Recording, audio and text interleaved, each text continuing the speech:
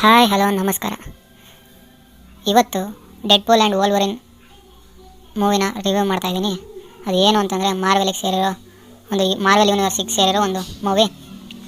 ಈ ಮೂವಿಯಲ್ಲಿ ಬರೋ story, jokes, actions ಎಲ್ಲ ಹೇಳೋದಕ್ಕಿಂತ ಮುಂಚೆ ಈ ವಿಡಿಯೋನ ಯಾರ್ಯಾರು ಹೊಸ್ದಾಗಿ ನೋಡ್ತಾ ಇದ್ದೀರಾ, ನನ್ನ ಚಾನಲ್ಗೆ ಹೊಸ್ದಾಗಿ ಬಂದಿದ್ದೀರಾ, ಪ್ಲೀಸ್ ಸಬ್ಸ್ಕ್ರೈಬ್ ಮಾಡಿ.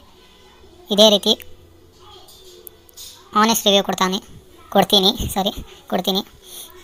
ಈ ಮೂವೀಸ್ ರಿವ್ಯೂ ಸ್ಟಾರ್ಟ್ ಮಾಡೋಣ. ಈ ಮೂವಿ ಬಂದುಬಿಟ್ಟು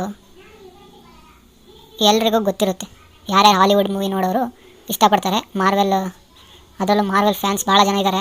ನಮ್ಮ ಕರ್ನಾಟಕದಲ್ಲೂ ತುಂಬ ಜನ ಇದ್ದಾರೆ. ಅದರಲ್ಲಿ ಇದೊಂದು ಡೆಡ್ಪೂಲ್ ಆ್ಯಂಡ್ ವೋಲ್ವರಿನ್. ಇದರಲ್ಲಿ ಏನು ಹೊಸದಂಥದ್ದು ಏನೂ ಇಲ್ಲ. ಯಾಕೆ ಹೇಳ್ತಿದ್ದೀನಿ ಅಂತಂದರೆ, ಸ್ಟೋರಿ, ಆ್ಯಕ್ಷನ್ ಮತ್ತು jokes, dialogues almost similar. Marvel ಹಳೆ ಫಿಲಮ್ಸಿನ ಸಿಮಿಲರ್. ಏನು ಹೊಸ್ದಾಗೇನು ತೆಗಿತಾ ಇಲ್ಲ ಇವರು.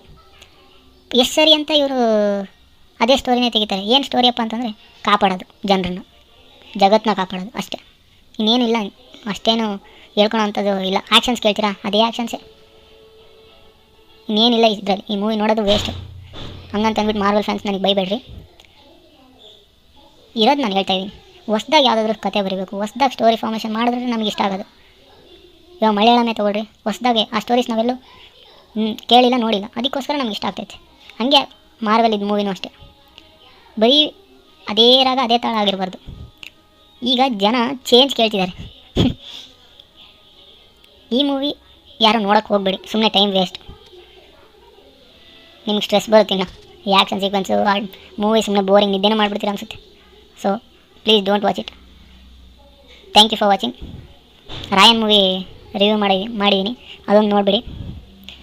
ಮತ್ತೆ ಸಿಗೋಣ. ಬಾಯ್ ಬಾಯ್.